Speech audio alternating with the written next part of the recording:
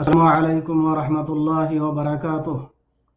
আলহামদুলিল্লাহি রাব্বিল আলামিন ওয়াসসালাতু ওয়াসসালামু আলা আশরাফিল আমবিয়াই ওয়াল মুরসালিন নবিয়িনা মুহাম্মদ ওয়া আলা আলিহি ওয়া আসহাবিহি আজমাইন। আম্মা বা'দ। সম্মানিত শ্রোতা মণ্ডলী, আজকের আলোচ্য বিষয় হচ্ছে ইবাদতের অন্তর্ভুক্ত হলো বিনয়, নম্রতা, বশ্যতা, আল্লাহর জন্য অবনত হওয়া এবং তার নিকট যে উত্তম বিনিময় রয়েছে তার আকাঙ্ক্ষা করা।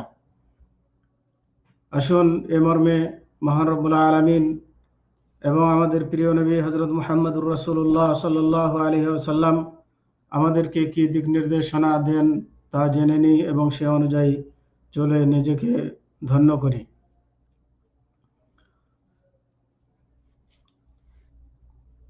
আল্লাহ রাব্বুল আলামিন আলে জাকারিয়া আলাইহিস সালাম সম্পর্কে বলেন, ইন্নাহুম কানু ইউসারিউনা ফিল খায়রাতি ওয়া ইয়াদউনানা রাগাবান ওয়া রাহাবান ওয়া কানু লানা খাশিঈন।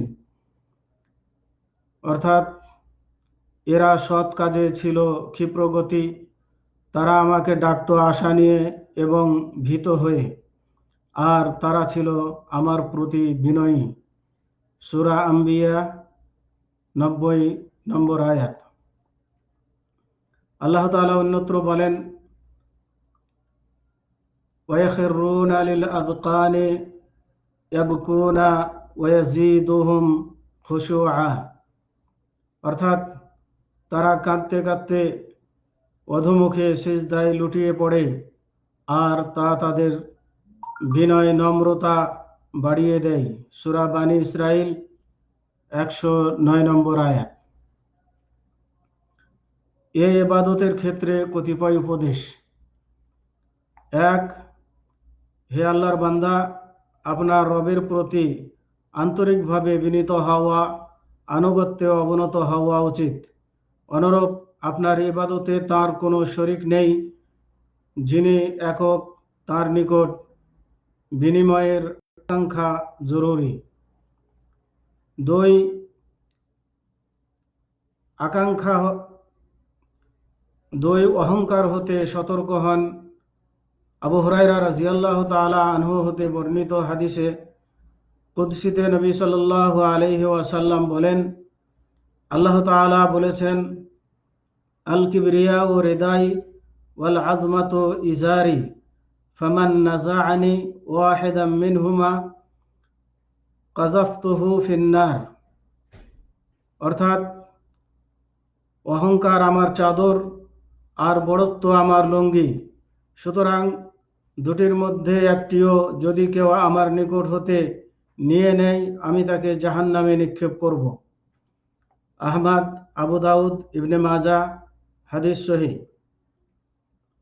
3, ইবাদতের ক্ষেত্রে এমনকি আপনার আদত অভ্যাসেও তাকওয়া, আল্লাহর ভয় অর্জন করা উচিত। যেমন আপনার পানাহার, পোশাক পরিচ্ছদ ইত্যাদিতে আল্লাহর নিকট সওয়াবের আকাঙ্ক্ষা করা। সুতরাং আপনার জীবনের প্রত্যেক কর্ম আপনার প্রতিপালকের উদ্দেশ্যে নেক ও সত্য নিয়তে পালন করুন। যেমন আল্লাহ তাআলা তার রাসূল সাল্লাল্লাহু আলাইহি ওয়াসাল্লামকে বলেন, কুল ইন্না সালাতি ওয়া নুসুকি ওয়া মাহইয়ায়া ওয়া মামাতি লিল্লাহি রাব্বিল আলামিন লা শারীকা লাহু ওয়া বিযালিকা উমিরতু ওয়া আনা আউয়ালুল মুসলিমিন। অর্থাৎ আমার নামাজ, আমার কোরবানি, আমার জীবন, আমার মরণ সবকিছুই বিশ্বজগতের প্রতিপালক আল্লাহর জন্যই নিবেদিত, তার কোনো শরিক নেই। আমাকে এরই নির্দেশ দেওয়া হয়েছে, আর আমি সর্বপ্রথম আত্মসমর্পণকারী। সূরা আনআম 162 ও 163 নম্বর আয়াত। 4, শয়ন করার সময় নবী সাল্লাল্লাহু আলাইহি ওয়াসাল্লাম বর্ণিত দোয়া করা উত্তম, আর তা হলো, আল্লাহুম্মা আসলামতু নাফসি ইলাইকা ওয়া ওয়াজ্জাহতু ওয়াজহি ইলাইকা ওয়া আলজা'তু যাহরি ইলাইকা ওয়া ফাওয়াজতু আমরি ইলাইকা রাগবাতান ওয়া রাহবাতান ইলাইকা লা মালজা ওয়ালা মানজা মিনকা ইল্লা ইলাইকা আমানতু বিকিতাবিকা আল্লাযী আনজালতা ওয়া বিরাসূলিকা আল্লাযী আরসালতা। অর্থাৎ, হে আল্লাহ, আমি নিজেকে আপনার নিকট সুপুরুদ করলাম, আমি আমার মুখমণ্ডল আপনার ওই দিকে স্থাপন করলাম, আমার পিঠ আপনার ওই দিকে আশ্রয় গ্রহণ করে, আমার কর্ম আপনার নিকটই অর্পণ করলাম, আমার আগ্রহ, আমার ভয় ভীতি তোমার প্রতি, তোমার নিকট ব্যতীত আমার কোনো আশ্রয়স্থল ও কোনো মুক্তির স্থান নেই। তুমি যে কিতাব অবতীর্ণ করেছ তার উপর আমি ঈমান রাখি, এবং ঈমান রাখি তুমি যে রাসূল প্রেরণ করেছ তার উপর। বুখারী ও মুসলিম। 5, আপনি আপনার নামাজে বিনয়ী ও নম্র হন। নবী সাল্লাল্লাহু আলাইহি ওয়াসাল্লাম নামাজে ভুলকারী সাহাবীকে বলেন, সুম্মারকা হাত্তা তাতমাইন্না রাকিআন, অর্থাৎ অতঃপর তুমি এমনভাবে রুকু করবে যেন তুমি রুকু অবস্থায় একেবারে বিনয় ও প্রশান্তির সাথে স্থির হয়ে যাও। বুখারী ও মুসলিম। আর এ বিনয়, নম্রতা ও একাগ্রতা অন্তর ও অঙ্গ প্রত্যঙ্গকে অন্তর্ভুক্ত করে।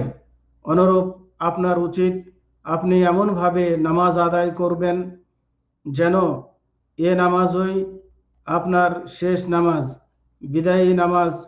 যেমন নবী সাল্লাল্লাহু আলাইহি ওয়াসাল্লাম বলেন, ফাসাল্লি সালাতা মুআদ্দিন, অর্থাৎ এমনভাবে নামাজ আদায় করো তা যেন বিদায়ী নামাজের মতো হয়।